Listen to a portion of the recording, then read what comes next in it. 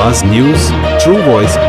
కామారెడ్డి వాసవి కన్యకా పరమేశ్వరి ఆలయాన్ని హిందూ టైగర్ ఆర్యవైశ్య యువ నాయకుడు చీకోటి ప్రవీణ్ గుప్తా సందర్శించారు. ఈ సందర్భంగా ఆర్యవైశ్య సంఘ అధ్యక్షులు మొగుల్పల్లి భూమేష్ ఆయనను ఘనంగా సన్మానించారు.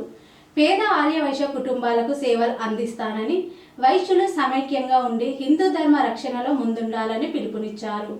కార్యక్రమంలో సంఘ పదాధికారులు బాలకృష్ణ గుప్తా, కూర శ్రీనివాస్, రాజేందర్ గుప్తా, శ్రీధర్ గుప్తా తదితరులు పాల్గొన్నారు.